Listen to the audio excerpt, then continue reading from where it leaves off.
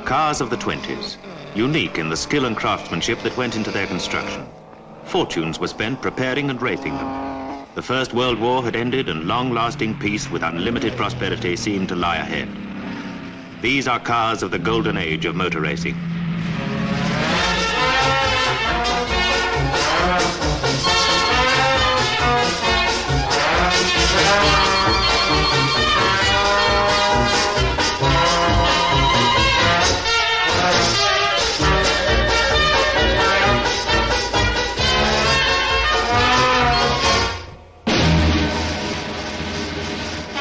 Only 7 months after the armistice, Marshal Foch is talking with Louis Chevrolet at the Indianapolis 500 miles victory sweepstakes.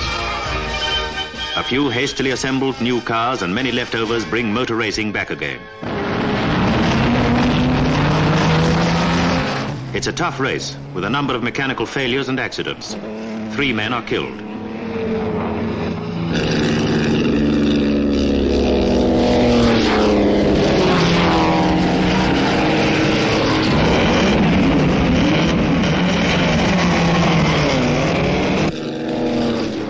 Bellows, which had been designed and built at a cost of some $120,000, are disappointing. Luckily, Chazan is not seriously hurt. The race is won on a French Peugeot, owned and stored during the war by the American Speedway and driven by Howdy Wilcox. Next year, all their large cars will be obsolete, for the maximum engine size is to be almost cut by half.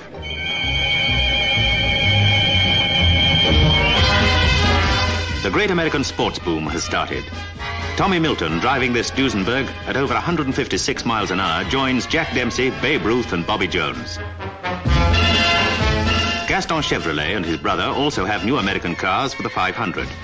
All have 3-liter engines, the size set for the still non-existent French Grand Prix.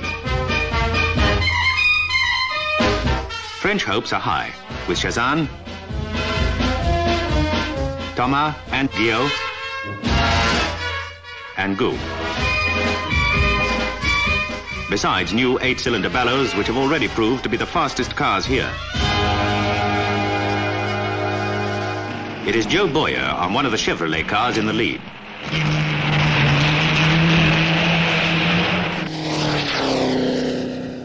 But the Chevrolet cars run into serious trouble. They have faulty steering arms. It looks like a certain win for a Bellow, driven by the American ace De Palma. Only 14 laps to go, and it's De Palma's mechanic. He seems to have run out of petrol. No, it's a faulty magneto. But although he gets going, he's lost the lead. Bellow has just failed to achieve his great ambition, to win a major race for France.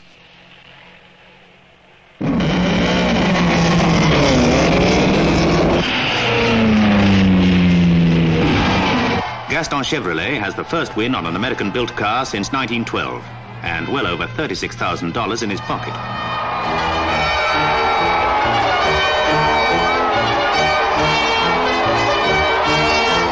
This summer, motor racing starts again in France with cycle cars. They start in pairs, and there is little room for overtaking. It is a brave effort, but the roads of France have been devastated by years of war. Once again, the people of Europe see the victory of man over machine. It is a battering for both. And a sturdy little 2-stroke major that carries Violet and his large mechanic to victory.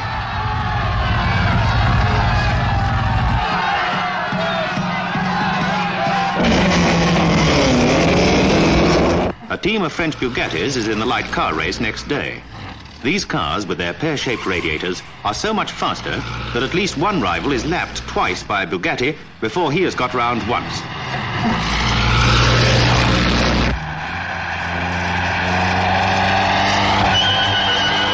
It is a cheering return to racing for France and for Bugatti.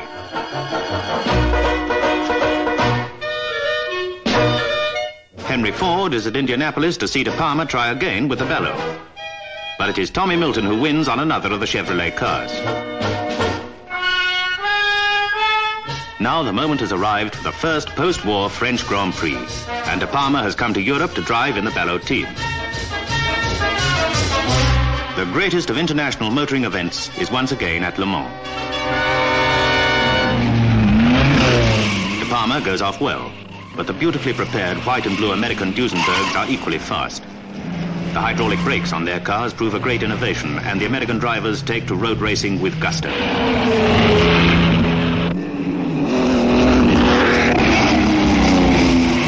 Then at 12 laps, Jean Chazan on a Ballot tries to snatch the lead for France. He succeeds, and there is an epic battle between the blue French car and the Americans. It's all very sporting. Nobody gives an inch.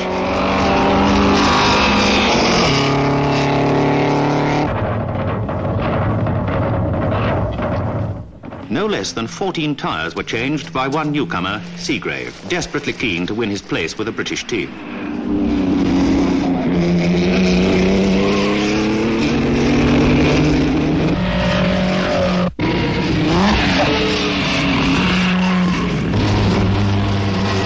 The few remaining cars hold together, and it's an American Duesenberg that comes in first at an average of over 78, driven by Jimmy Murphy. De Palma is second. Ballot has just lost a game to the Americans. When the enterprising Junior Car Club organizes a race for light cars at Brooklands, Seagrave is an established member of the Sunbeam Talbot Darragh team. The one cunningly creeping forward is Malcolm Campbell.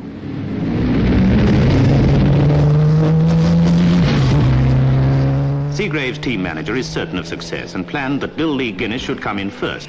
But the ambitious young Seagrave disapproves of rigging races and comes through. It's his first big win, and all is forgiven.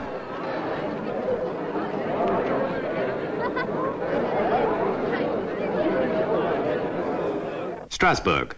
The French Grand Prix is here again with a 2-litre limit. The race is due to start at 8 a.m. after a pouring wet night.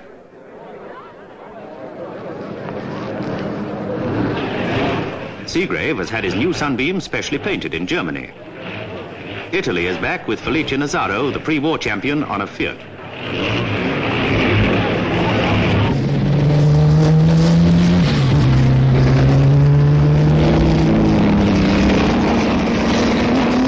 This is the first ever mass start of a Grand Prix, and it's Felice Nazzaro in the lead. It's Fiat, Bugatti, Roland Pila, Ballot, Fiat, Sunbeam, Bugatti. A real battle between nations, and only the start of a 500-mile race. Nazzaro, who used to drive the giant Edwardian cars so well, is proving just as much at home with these far smaller cars and their highly stressed engines.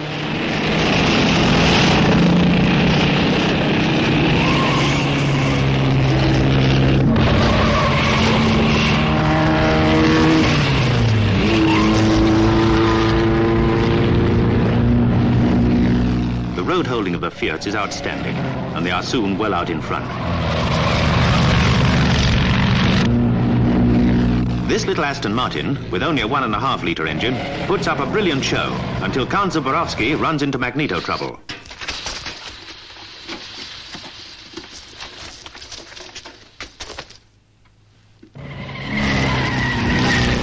Bugattis haven't yet got the road holding for which they are to become famous.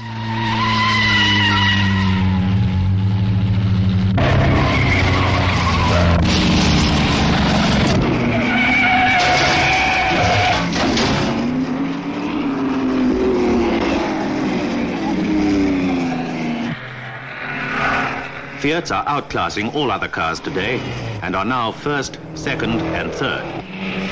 Here's Gouze Ballot.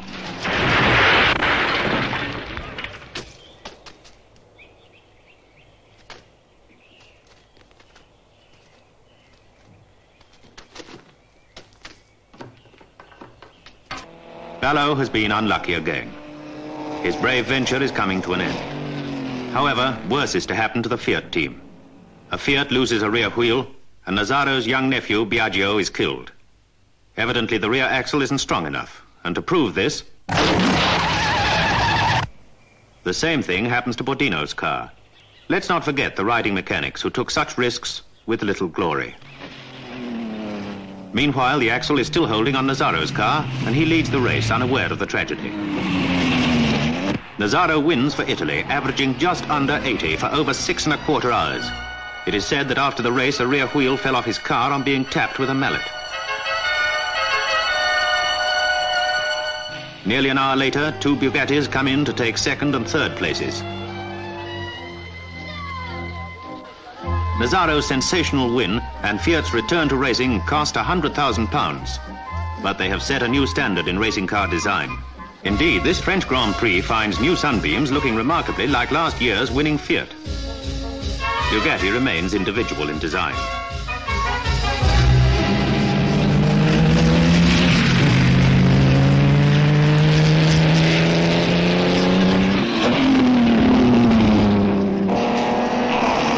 The latest Fiats are again a sensation.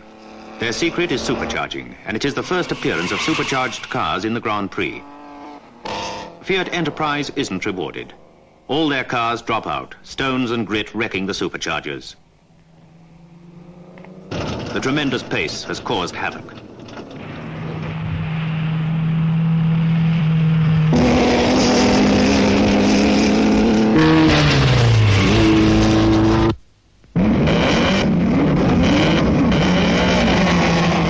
Late in the race, very much to his surprise, Seagrave, who had been slowed in the early stages with a slipping clutch, finds himself the first British driver to win the French Grand Prix.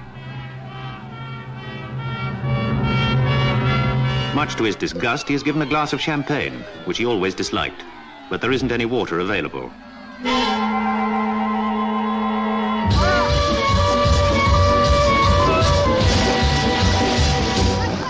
The Germans are in Sicily with a team of supercharged Mercedes. They are returning to racing with Dr. Ferdinand Porsche as chief engineer. They are up against several works teams and a vast private Hispano-Suiza.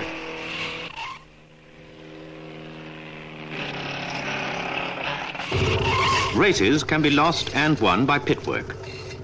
One of the Mercedes team today is a man called Neubauer, who is hoping to make his name as a racing driver. He will do no better than 15th in this race, but he will become the most famous team manager in the world. The race is won by Werner on a Mercedes, but the Germans are not invited to the French Grand Prix. There's a new Italian team at Lyon, Alfa Romeo with the famous P2, and they have one of the great drivers of all time, Antonio Ascari. The driver of number 19 is Enzo Ferrari. Bordino again has a Fiat. As expected, a Sunbeam takes the lead. They are the fastest cars here today. It is Seagrave on number 1.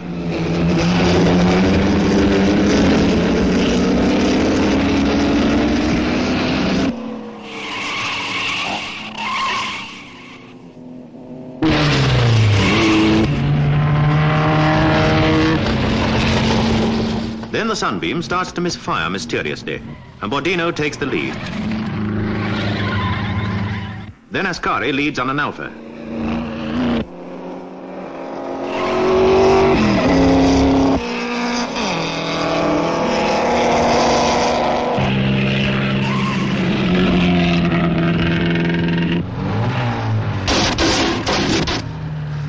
The strain on men and machines is tremendous. 500 miles at an average of over 70. 7 hours with little chance of relaxing for a second.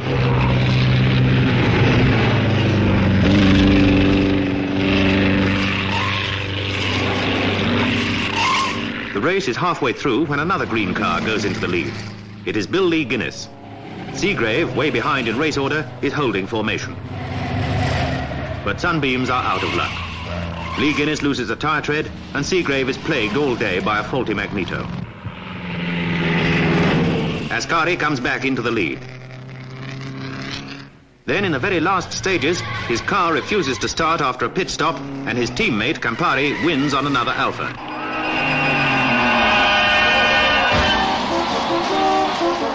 Giuseppe Campari hasn't Seagrave's dislike of alcohol. In the Italian Grand Prix, Ascari and the Alfa team come in first, second, third, and fourth. Improved Alfas are in Belgium for the Grand Prix, but France has produced a yet more powerful car, the 12-cylinder Delage with